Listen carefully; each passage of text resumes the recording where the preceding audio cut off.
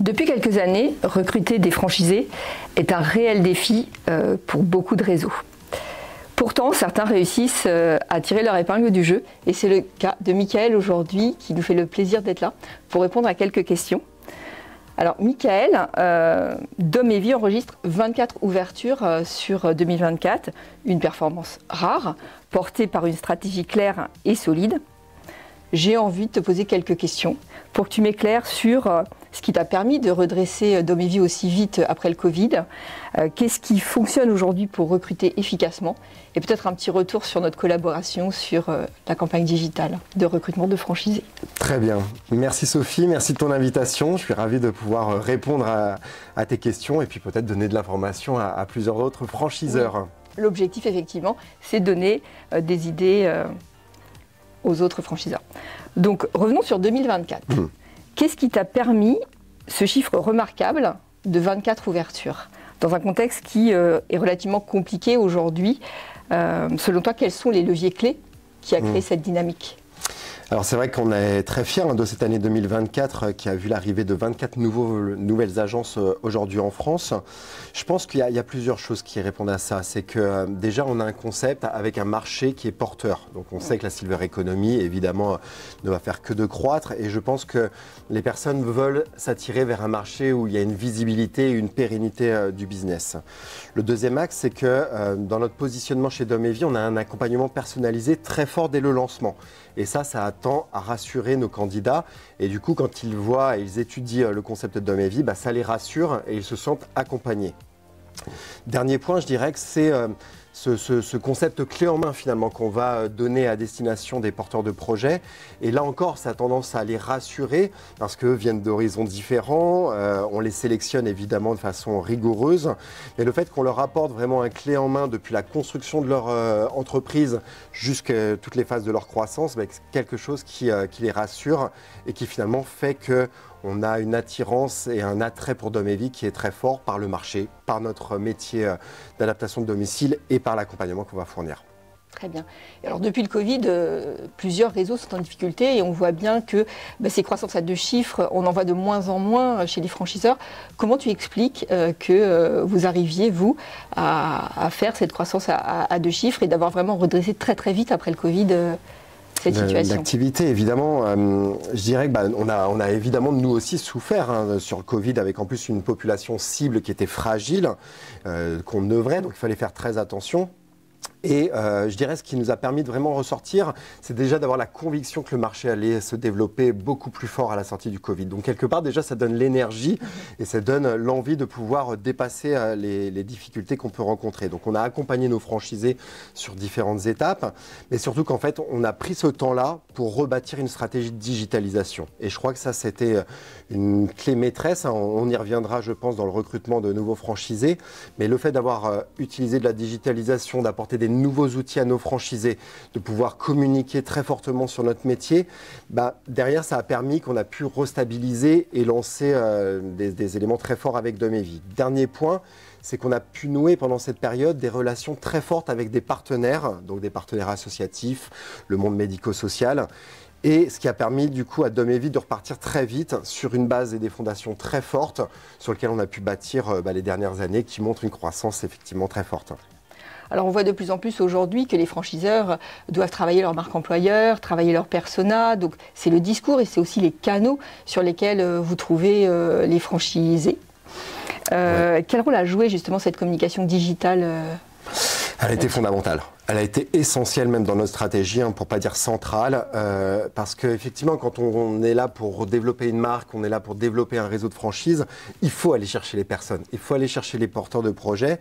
Et c'est vrai que la digitalisation nous permet d'avoir une vision chirurgicale, de pouvoir avoir le bon message, de pouvoir adresser notre message à la bonne personne qui va se sentir touchée, et de manière volumique aussi. Donc c'est toujours cette équation à répondre entre le volume et la qualité.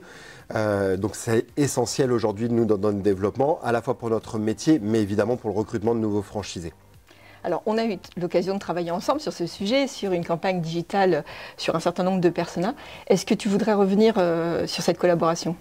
Évidemment, parce qu'elle a été une vraie réussite. Et au-delà de la réussite en termes de résultats, et de nombreux franchisés nous ont rejoints grâce à tes campagnes, ça nous a permis de prendre de la hauteur sur justement reposer les bases. Qui sont nos personas? Qui sont nos candidats types? Quel profil on recherche? Où est-ce qu'on va les trouver?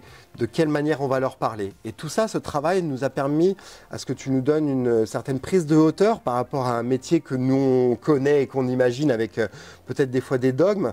Et je dirais que cette équation qu'on a pu avoir ensemble, avec cette prise de hauteur confrontée à notre connaissance métier, a fait que ça a plutôt très bien fonctionné. Et tu nous as ouvert finalement des canaux diversifiés, mixés aussi, de ne pas mettre tous les œufs dans le même panier, et ainsi de pouvoir avoir une audience beaucoup plus large et en même temps une qualité de porteur de projet qui finalement ne serait peut-être jamais venu nous voir ou qui n'aurait jamais été stimulé par rapport à ce métier de Dom et Vie. Et puis également, ce qu'on peut rajouter, c'est toute la partie justement A/B testing, les calls qu'on a pu avoir pour ajuster un petit bout de formulaire et puis regarder finalement ce qui prenait moins bien sur les différents visuels pour effectivement investir là où ça fonctionne le mieux. Exactement. C'est vrai que des idées reçues qu'on peut avoir, que si je mets 1 euro, si je mets un investissement, ça va fonctionner. Non, ça ne marche pas comme ça. Et ce travail-là, justement, d'accompagnement est très riche parce qu'il permet tout de suite de tester, d'orienter et quelque part de maximiser le retour sur investissement et d'avoir une professionnelle comme toi qui nous permet justement de prendre cette hauteur, de pouvoir essayer des axes qu'on n'aurait même pas imaginé finalement pour trouver telle ou telle personne, était totalement bénéfique. Je te remercie, Michael. Et si aujourd'hui tu devais donner quelques conseils à des franchiseurs, quels seraient-ils?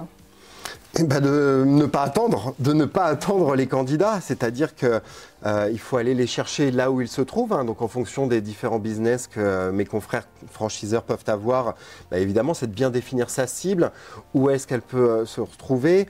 Nous, on est toujours face à des chefs d'entreprise qui sont à une croisée de chemin, qui veulent redonner du sens, qui veulent se lancer dans un nouveau challenge. Donc, clairement, c'est de ne pas rester immobile. Et derrière, mon deuxième conseil, ça sera vraiment de pouvoir s'appuyer justement par des experts, avec des experts qui vont savoir finalement les différents canaux et le mix marketing d'acquisition qui va permettre finalement d'avoir une image qui va être très large, mais en même temps très ciblée pour pouvoir parler à la personne qui va avoir une résonance et donc porter un intérêt pour Dom et Vie, en l'occurrence pour nous, et derrière avoir un processus de sélection, de rassurer le candidat et de pouvoir l'accompagner dans toutes ces étapes de construction, c'est aussi une clé essentielle pour aller au bout et finalement créer une aventure avec un super chef d'entreprise. Merci beaucoup, Michael. Et donc, ce qui ressort de cet échange, clairement, c'est que rien n'est dû au hasard. Il est nécessaire de prendre du recul sur sa stratégie, se faire accompagner éventuellement si on n'est pas autonome. Mais il faut effectivement se poser des questions, trouver les bons personas, tester, ajuster et réellement aller au bout du process, pas mener des actions décousues. Voilà, il faut être focus sur la stratégie qu'on a décidée et aligner l'ensemble des efforts du marketing digital.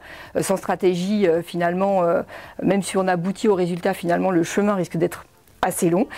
Donc c'est bien de se mettre dans des postures vraiment alignées sur la stratégie.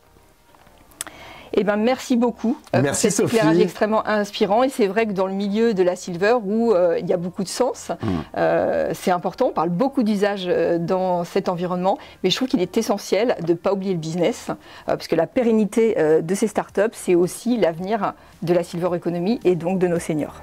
Merci encore, Michael. Merci, Sophie.